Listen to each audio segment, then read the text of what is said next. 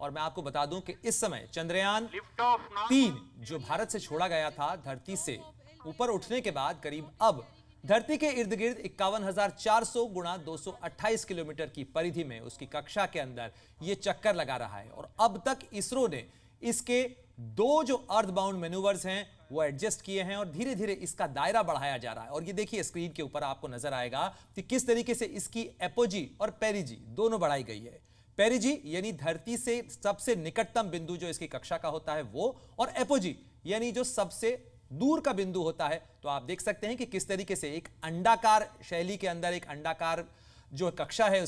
उसके अंदर ये धरती का चक्कर लगा रहा है। और कभी अगर आपने सर्कस देखा हो तो सर्कस के अंदर जैसे जिम्नास्टिक होता है या उसके अंदर एक जो जिम्नास्ट होता है वो झूले पर झूलता है और दूसरे का हाथ पकड़ते हुए दूसरी तरफ चला जाता है, लगभग कुछ वैसा ही होगा जिसे स्लिंग टेक्निक कहते हैं। और इस स्लिंग टेक्निक से ये धरती की कक्षा पे चक्कर लगाते लगाते लगाते फिर धीरे से जब इसके अंदर बूस्टर फायर किया जाएगा तो ये फिर चंद्रमा की कक्षा के अंदर पहुंच जाएगा और फिर चंद्रमा के इर्द गिर्द चक्कर लगाते हुए धीरे धीरे नीचे आएगा। ये बूस्टर फायरिंग की जो टेक्निक होती है इसको इसरो का जिसको इसरो का telemetry and tracking network centre है वो इसको कंट्रोल करता है। और इसके अंदर आप ये देखिए स्क्रीन के ऊपर कि किस तरीके से जब चंद्रयान 3 छोड़ा गया तो उसके बाद ऐसे ये जमीन से ऊपर उठता है, इसके रॉकेट फायर हो रहे हैं और ये देखिए दोनों रॉकेट कुछ ही देर बाद अलग हो जाते हैं, जिसको SP-200 कहा गया था। ये S-200 रॉकेट्स अलग हो जाने के बाद में जैसे ये पेलोड अलग हुआ और फिर पेलोड के बाद चंद्रयान 3 इस पेलोड से अलग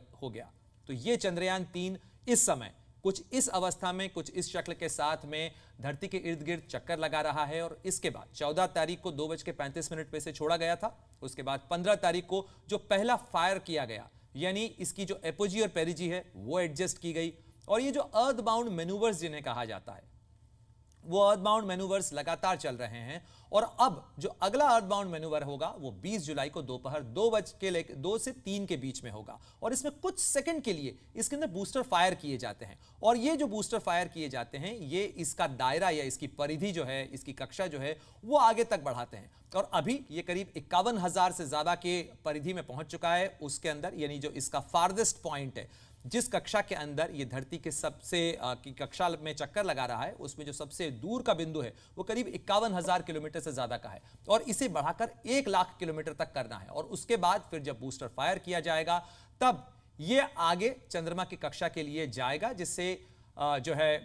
जो लूनर ट्रेजेक्ट्री है उसे लूनर ट्रेजेक्ट्री इंजेक्शन कहा जाता है। तो ये लूनर ट्रेजेक्ट्री इंजेक्शन का जो फेज है ये इस महीने के अंत तक आएगा और उसके बाद ये चंद्रमा की कक्षा में पहुंचेगा। और ये चंद्रमा की कक्षा में पहुंचने के बाद फिर वहां चंद्रमा का चक्कर लगाएगा उसकी कक्षा के अंदर और धीरे धीरे धीरे धीरे जैसे यहां पर एपोजी और पेरिजी बढ़ाई गई, यानी जो धरती से निकटतम बिंदु है उसको भी बढ़ाया गया और धरती से जो उसकी कक्षा का जो फारदेस्ट बिंदु है, जो सबसे दूर का बिंदु है, उसको बढ़ाया गया और ऐसे इसको धरती से दूर किया जा रहा है। और करीब 3,80,000 किलोमीटर से ज्यादा का ये डिस्टेंस है धरती से चांद के बीच का। और इस डिस्टेंस को पार करने के लिए ये स्लिंग टेक्निक का इस्तेमाल किया गया और चंद्रयान इसमें सफर करते हुए जब आगे की तरफ बढ़ेगा तो ये लूनर ट्रांसफर ट्रेजेक्ट्री जो है वो यहां से, ये जो लाल रेखा आप देख रहे हैं ये अर्थ बाउंड मैन्यूवर्स है और इस लाल रेखा से फिर चलते हुए, इस रास्ते से चलते हुए वो जब चंद्रमा के करीब पहुंचेगा तो ये जो ब्लू लाइंस आपको दिख रही हैं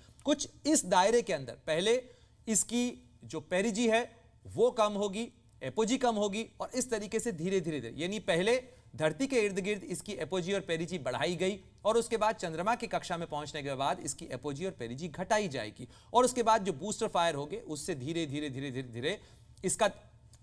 दायरा जो है वो छोटा किया जाएगा और उसके साथ ही चंद्रमा के करीब पहुंच जाएगा और उसके बाद फिर इसकी लैंडिंग होगी। 23 और 24 तारीख को इंतजार जरूर करिएगा जब चंद्रयान 3 लैंड करेगा चंद्रमा की सतह पर, क्योंकि बेहद कॉम्प्लेक्स ये ऑपरेशन होता है। आपको याद होगा 2019 में सितंबर में जब चंद्रयान 2 लॉन्च किया गया था, यह प्रक्रिया उस समय भी लगभग ऐसी ही चली थी, लेकिन उस वक्त एक हादसा हुआ क्योंकि उस समय में चंद्रयान 2 जो है वो लैंडिंग से महज 20 मिनट पहले उसके सॉफ्टवेयर के अंदर ग्लिचेस आए, कुछ परेशानी आई, कुछ दिक्कत आई और उसके बाद ये हादसे का शिकार हुआ, क्रैश हुआ। हालांकि इसरो ने इसे हार नहीं माना, इसे नाकामी भी नहीं माना और उस चंद्रयान 2 का जो ऑर्बिटर था वो अभी चंद्रमा के इर्द गिर्द चक्कर लगा रहा है और उस ऑर्बिटर का ही इस्तेमाल ये चंद्रयान 3 करने वाला है, क्योंकि ये उससे कनेक्ट करेगा और जो कम्युनिकेशन हो रहा है, इससे आगे का जो भी कम्युनिकेशन होगा वो चंद्रमा के उस ऑर्बिटर जो कि चंद्रयान 2 के साथ छोड़ा गया था, उस ऑर्बिटर से जब चंद्रयान 3 का कम्युनिकेशन हो जाएगा तो उसके बाद इसकी लैंडिंग वहां पर होगी। और उम्मीद की जा रही है कि प्रधानमंत्री मोदी भी इस लैंडिंग को देखने के लिए इसरो के इस टेलीमेट्री और ट्रैकिंग कंट्रोल कमांड सेंटर के अंदर मौजूद हो सकते हैं। और इसरो के तमाम वैज्ञानिक लगातार इसकी निगरानी कर रहे हैं और अभी तक चंद्रयान 3 अच्छी सेहत में है, उसके तमाम जो कंपोनेंट्स हैं वो अच्छे से काम कर रहे हैं और अभी तक चंद्रयान अपने सफर पर बिल्कुल ट्रैक पर है। तो इंतजार है 23 और 24 तारीख का, जब चंद्रयान 3 की लैंडिंग होगी। वो विक्रम लैंडर इसमें से चंद्रमा की सतह पर उतरेगा और उसके साथ ही वो प्रज्ञान रोवर जो अपने साथ वो लेके गया है वो चंद्रमा की सतह पर पहुंचेगा। चंद्रमा के दक्षिण ध्रुव पर तमाम परीक्षण किए जाएंगे